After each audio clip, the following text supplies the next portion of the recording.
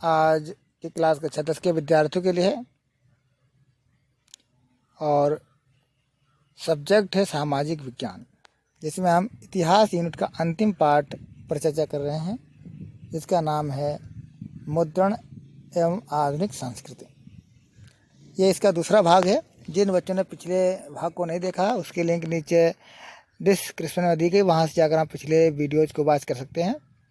और ये आज इसका दूसरा भाग है। आइए बिना समय गवाए आज की क्लास को स्टार्ट करते हैं और पाठ को बहुत ही बारीकी पूर्वक और ध्यान पूर्वक समझना है, क्योंकि ऑब्जेक्टिव क्वेश्चन और लघुत्तरीय क्वेश्चन यहीं से बनते हैं। यदि आपने पाठ को ध्यान पूर्वक नहीं पढ़ा है तो आपके सामने जो ऑब्जेक्टिव क्वेश्चन आएंगे उनको आपको समझने में और हल करने में समस्या उत्पन्न हो सकती है। इसलिए बहुत ही ध्यानपूर्वक एकाग्रचित होकर बैठें और समझें पाठ को। और जो बच्चे जुड़े हुए हैं सेशन से, वो सेशन को फटाफट शेयर कर दें अपने मित्रों में। तो आइए चलते हैं, आज की क्लास को शुरू करते हैं। तो आज हमारा नया पॉइंट है जिसका नाम है धार्मिक सुधार और सार्वजनिक बहसें। तो क्या धर्म में सुधार हुए और सार्वजनिक जो बहसें हुई, वाद विवाद हुए, उनका क्या योगदान रहा। जैसा कि आप लोग जानते हैं कि 19वीं सदी के शुरुआत में ही धार्मिक मसलों को लेकर बहसों का जो बाज़ार था वो गर्म था। अलग अलग समूह औपनिवेशिक समाज में हो रहे परिवर्तनों से जूझते हुए धर्म की अपनी अपनी व्याख्या पेश कर रहे थे, यानी धर्म को अपने अपने रूप में व्याख्यान कर रहे थे। तो कुछ तो मौजूदा रीति रिवाजों की आलोचना करते हुए उनमें सुधार चाहते थे, जबकि कुछ अन्य समाज सुधारकों के तर्कों के खिलाफ खड़े थे। ये सारे वाद विवाद प्रिंट में सरेआम पब्लिक हुए, यानी जो प्रिंटिंग प्रेस थी, मुद्रण था, वो किताबों के माध्यम से छपे। और छपी हुई पुस्तिकाओं और अखबारों ने न केवल नए विचारों का प्रचार प्रसार किया, बल्कि उन्होंने बहस की शक्ल भी तय कर दी या उसमें परिवर्तन कर दिया। अब इन बहसों में व्यापक जन समुदाय भी हिस्सा ले सकता था, अपने मत को बता सकता था, व्यक्त कर सकता था। इस तरह के मतांतर से नए विचार उत्पन्न हुए और उभरे। और यह वह समय था जब समाज और धर्म सुधार तथा हिंदू रूढ़वादियों के बीच विधवा दाह, एकेश्वरवाद, ब्राह्मण पुजारी वर्ग और मूर्ति पूजा जैसे मुद्दों को लेकर तेज बहस ठनी हुई थी। बंगाल में जैसे जैसे बहस चली, लगातार बढ़ती तादाद में संख्या में जो है पुस्तकों और अखबारों के जरिए इस तरह के तर्क समाज के बीच आने लगे। ज़्यादा से ज़्यादा लोगों तक पहुंचने के ख्याल से इन्हें आम बोलचाल की भाषा में भी छापा गया। इसमें राजा राम मोहन राय ने 1821 में संवाद कौमुदी प्रकाशित किया और रूढ़वादियों ने उनके विचारों से टक्कर लेने के लिए समाचार चंद्रिका का सहारा लिया। तो यहाँ से बच्चों ये प्रश्न बनना तय है ऑब्जेक्टिव टाइम में कि संवाद कौमुदी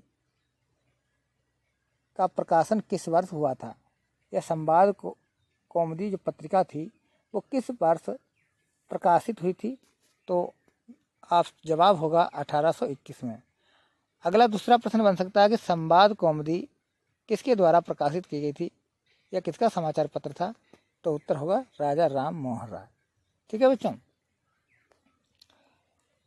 इसके अतिरिक्त 2 फारसी अखबार जिनके नाम हैं जाम जहांनामा और शमसुल अखबार भी 1882 में प्रकाशित हुए। पूछा जा सकता है कि जाम जहांनामा और शमसुल अखबार किस सन में प्रकाशित हुए। तो 1882 में।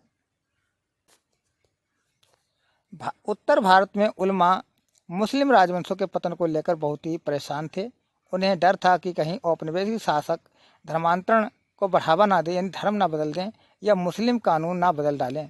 इससे निपटने के लिए उन्होंने सस्ते लिथोग्राफी प्रेस का इस्तेमाल करते हुए धर्म ग्रंथों के फारसी या उर्दू अनुवाद छापे और धार्मिक अखबार तथा गुटके निकाले। सन 1867 में स्थापित देवबंद सेमिनरी ने मुसलमान पाठकों को रोजमर्रा का जीवन जीने का सलीका और इस्लामी सिद्धांतों के मायने समझाते हुए हजारों फतवे जारी किए। पूरी 19वीं सदी के दौरान कई इस्लामी संप्रदाय और सेमिनरी पैदा हुए और धर्म को लेकर उस सबकी अपनी अपनी व्याख्याएं थीं, अलग अलग व्याख्याएं थीं। हर कोई अपना संप्रदाय बढ़ाना चाहता था और दूसरे के असर को काटना चाहता था। हिंदुओं के बीच भी छपाई से खास तौर पर स्थानीय भाषाओं में धार्मिक पढ़ाई को काफ़ी बल मिला और तुलसीदास जी की 16वीं सदी की किताब रामचरितमानस, श्री रामचरितमानस का पहला मुद्रित संस्करण 1810 में कलकत्ता से प्रकाशित हुआ। तो ये बच्चों महत्वपूर्ण पॉइंट है। गोस्वामी तुलसीदास की जो पुस्तक है श्री रामचरितमानस का प्रकाशन 1810 ईस्वी में हुआ था। और कहाँ से हुआ था यह भी पूछा जाता था, कलकत्ता से हुआ था। तो पहला श्री रामचरितमानस की रचना जो गोस्वामी तुलसीदास ने की थी, इसका जो पहला मुद्रित संस्करण है, क्या बच्चों, पहला मुद्रित संस्करण 1810 में कलकत्ता से प्रकाशित हुआ था। पहला मुद्रित संस्करण 1810 में कलकत्ता से प्रकाशित हुआ था। ये प्रश्न पूछा जा सकता है कि श्री रामचरितमानस का पहला मुद्रित संस्करण किस वर्ष प्रकाशित हुआ था, तो 1810 में प्रकाशित हुआ था। और कहाँ से प्रकाशित हुआ था, तो कलकत्ता से प्रकाशित हुआ था। प्रश्न ये भी पूछा जा सकता है कि श्री रामचरितमानस के रचनाकार कौन है, तो गोस्वामी तुलसीदास श्री रामचरितमानस के रचनाकार हैं। और 19वीं सदी के मध्य तक सस्ते लिथोग्राफी संस्करणों से उत्तर भारत का बाजार पट गया था। लखनऊ के नवल किशोर प्रेस और बम्बई के श्री वेंकटेश प्रेस में अनेक भारतीय भाषाओं में अनगिनत धार्मिक पुस्तकें छपी थीं। तो नवल किशोर जो प्रेस है वो कहाँ है बच्चों, लखनऊ में। यहाँ से भी प्रश्न बन सकता है। नवल किशोर प्रेस स्थापित है, कहाँ स्थापित है, लखनऊ में। और श्री वेंकटेश्वर प्रेस बम्बई में स्थापित है। यहाँ से 2 प्रश्न बन सकते हैं बच्चों, इनको भी ध्यान में रखना। अगला क्वेश्चन है, हाँ देखिए बच्चों, मुद्रित और लाने और ले जाने में आसान होने के कारण आस्थावान इन्हें कहीं भी ले जा सकते थे। किसी समय पढ़ सकते थे और इन्हें अनपढ़ लोगों को बड़ी भीड़ में बोल बोल कर भी पढ़ा जा सकता था। मतलब यह था कि जो धार्मिक पुस्तकें होती थी वो बड़ी ही संख्या में व्यापक जन समुदाय तक पहुंच रही थी, और जिसके चलते विभिन्न धर्मों के बीच और उनके अंदर जो तर्क वितर्क हो रहे थे, वाद विवाद हो रहे थे, संवाद हो रहे थे, उनकी नई स्थिति बन गई थी। लेकिन प्रिंटिंग प्रेस ने समुदाय के बीच सिर्फ मतांतर ही नहीं पैदा किए, बल्कि इसने समुदायों को अंदर से और विभिन्न हिस्सों को पूरे देश से जोड़ने का काम भी किया। क्योंकि भारत की बात हो रही तो भारत को जोड़ने का काम भी किया।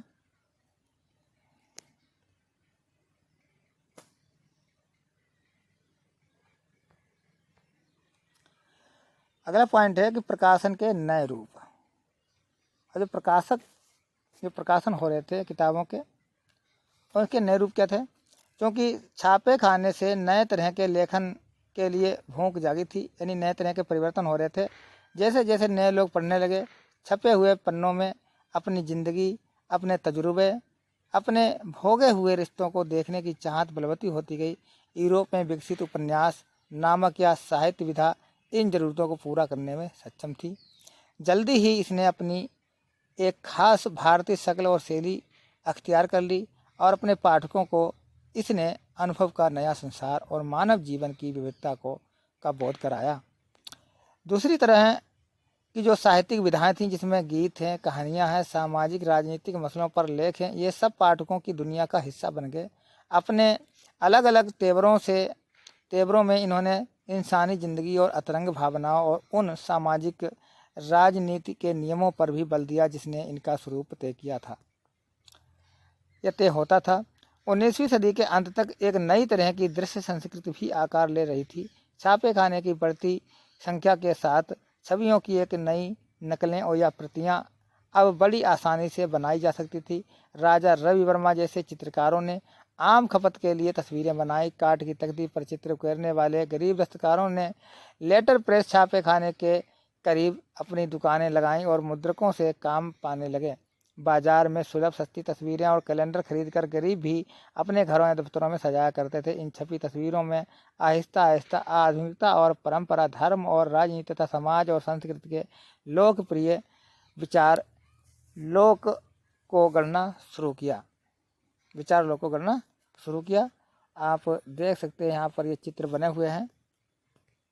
इस प्रकार की तस्वीरें बनाई जाती थीं और 1810 तक पत्र पत्रिकाओं में सामाजिक राजनीतिक विषयों पर टिप्पणी करते हुए कैरिकेचर और कार्टून छपने लगे थे, यानी कार्टूनों का भी चलन हो गया था। कुछ में शिक्षित भारतीयों के पश्चिमी पोशाक और पश्चिमी अभिरुचियों का मजाक उड़ाया गया, जबकि कुछ अन्य में सामाजिक परिवर्तन को लेकर एक डर देखा गया। साम्राज्यवादी व्यंग्य चित्रों में राष्ट्र कवियों या राष्ट्रवादियों का मजाक उड़ाया जाता था, तो राष्ट्रवादी भी साम्राज्यवादी सत्ता पर निशाना साधने से पीछे नहीं हटे थे। तो यहाँ पर यह चित्र दिया गया बच्चों।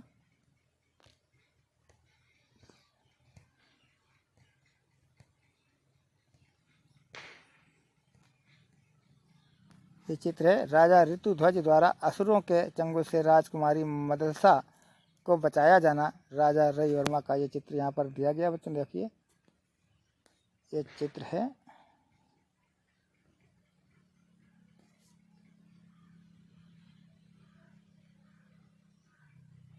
राजा रवि वर्मा का ये चित्र है बच्चों।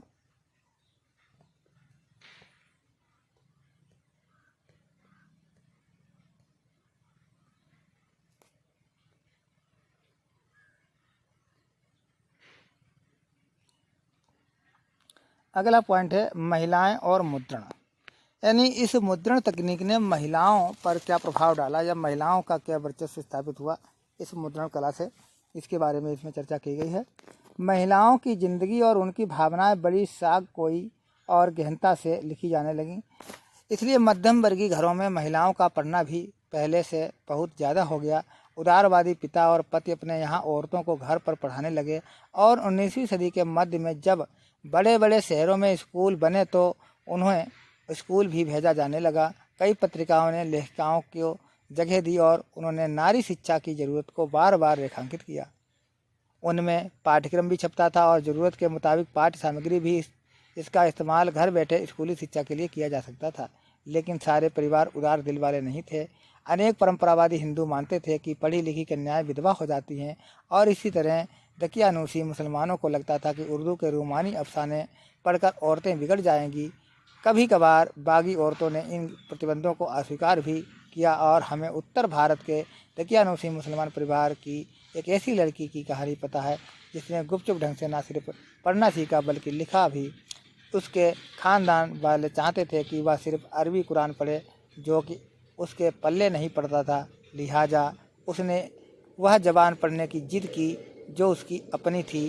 पूर्वी बंगाल में 19वीं सदी के प्रारंभ में कट्टर रूढ़िवादी परिवार में ब्याही कन्या रस सुंदरी देवी ने रसोई में छिप छिप कर पढ़ना सीखा। बाद में चलकर उन्होंने आमार जीवन नामक आत्मकथा लिखी। तो ये पॉइंट बच्चों ध्यान रखने वाला है। जो आमार जीवन जो आत्मकथा है ये किसकी है? ये जो रचना है वो रस सुंदरी देवी ने लिखी है और 1876 में ये प्रकाशित हुई थी। आमार जीवन जो आत्मकथा है रस सुंदरी देवी की है, जो 1876 में प्रकाशित हुई।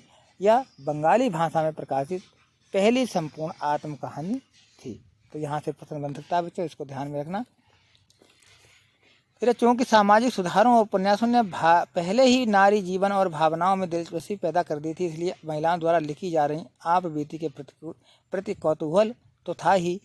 केसाल वासिनी देवी जैसी महिलाओं ने 1860 के दशक में महिलाओं के अनुभवों पर लिखना शुरू किया। जैसे कैसे वे घरों में बंदी और अनपढ़ बनाकर रखी जाती थीं, कैसे वे घर भर के काम का बोझ उठाती और उनके सेवा जिनकी सेवा वे करती वही उन्हें कैसे कुचलते थे या दुत्कारते थे। आज जो महाराष्ट्र है वहाँ 1880 के दशक में ताराबाई शिंदे और पंडिता रमाबाई ने उच्च जाति की नारियों की दयनीय हालत के बारे में जोश और रोष से लिखा। सामाजिक बंधनों में बंधी औरतों के लिए पढ़ने के क्या मायने हैं, इस पर एक तमिल उपन्यास में एक औरत ने लिखा, बहुतेरे कारणों से तेरी दुनिया छोटी, मेरे जीवन की आधी से ज़्यादा खुशियाँ किताबें पढ़ने से आई हैं। तो उर्दू, तमिल, बंगाली और मराठी प्रिंट संस्कृत पहले विकसित हो गई थी, पर गंभीर हिंदी छपाई की शुरुआत 1870 के दशक में हुई थी। देखिए, उर्दू और तमिल, बंगाली और मराठी जो प्रिंट मुद्रण थी वो पहले ही विकसित हो गई थी, लेकिन हिंदी छपाई की शुरुआत 1870 के दशक में हुई थी। ये पॉइंट नोट करने वाला बच्चों है। और जल्द ही इसका एक बड़ा हिस्सा नारी शिक्षण को समर्पित हुआ 20वीं सदी के आरंभ में महिलाओं के लिए मुद्रित और कभी कभी उनके द्वारा संपादित पत्रिकाएं भी संपादित होती थीं। तो देखिए बच्चों, यहाँ पर ये चित्र बना हुआ है। ये चित्र है इंडियन सारवारी का आवरण पृष्ठ है।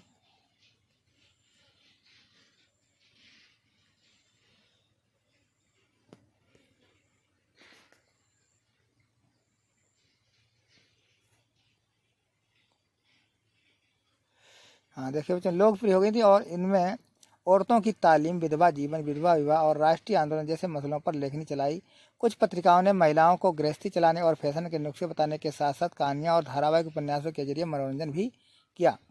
पंजाब में भी 20वीं सदी के आरंभ में ही लोकप्रिय लोक साहित्य बड़े पैमाने पर छापा गया। राम चड्ढा ने औरतों को आज्ञाकारी बीवियाँ बनने की सीख देने के उद्देश्य से अपनी बेस्ट सेलिंग कृति स्त्री धर्म विचार लिखी। खालसा ट्रस्ट सोसाइटी ने इसी तरह के संदेश देते हुए सस्ती पुस्तकें छापी। अच्छी औरत बनने के उपदेश को कई बार संवाद के रूप में भी पेश किया गया। बंगाल में केंद्रीय कलकत्ता का एक पूरा इलाका बटाला लोकप्रिय किताबों के प्रकाशन को समर्पित हो गया और यहाँ पर आप धार्मिक गुटकों और ग्रंथों के सस्ते संस्करण तो खरीद ही सकते थे और जो आमतौर पर अश्लील और सनसनीखेज समझा जाता था वह भी उपलब्ध था। 19वीं सदी के अंत तक ऐसी बहुत सारी किताबों पर काठ की तख्ती और लिथोग्राफी रंगों की मदद से प्रचुर मात्रा में या अधिक मात्रा में तस्वीरें बनाई जाती थीं। फेरी वाले बटाला के प्रकाशन लेकर घर घर घूमते थे, जिससे महिलाओं को फुर्सत के वक्त मनपसंद किताबें पढ़ने में सहूलियत होती थी। अगला पॉइंट है प्रिंट और गरीब जनता।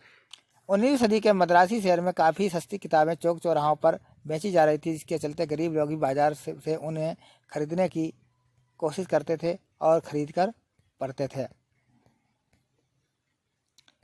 20वीं सदी के आरंभ में सार्वजनिक पुस्तकालय खुलने लगे थे, जिससे किताबों की पहुंच निसंदेह बढ़ी थी। ये पुस्तकालय अक्सर शहरों या कस्बों में होते थे या यदा कदा संपन्न गांवों में भी।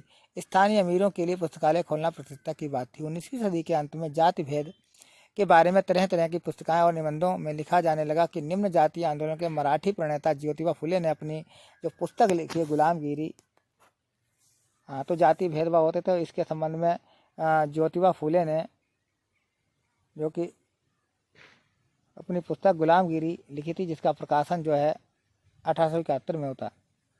ज्योतिबा फुले ने गुलामगिरी जो पुस्तक लिखी वो इसका प्रकाशन 1871 में होता। में जाति प्रथा के अत्याचारों पर लिखा है।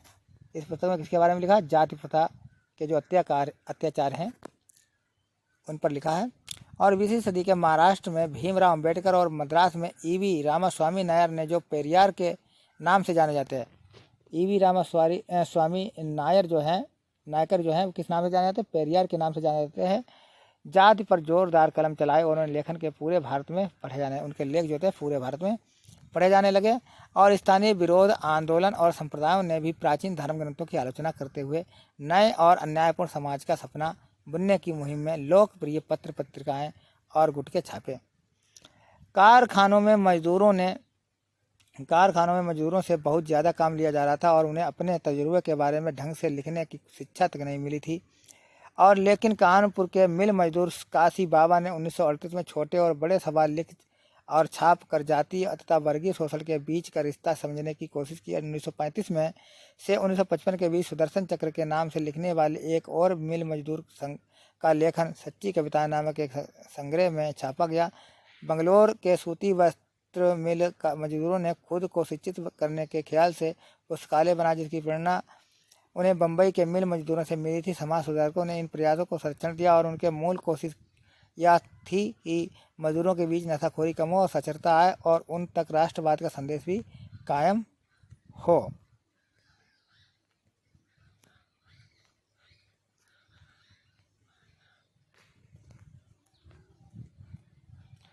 ईस्ट इंडिया कंपनी के तहत 1798 से पहले का औपनिवेशिक शासन सेंसरशिप या पाबंदी लगाने के बारे में ज़्यादा परेशान नहीं था।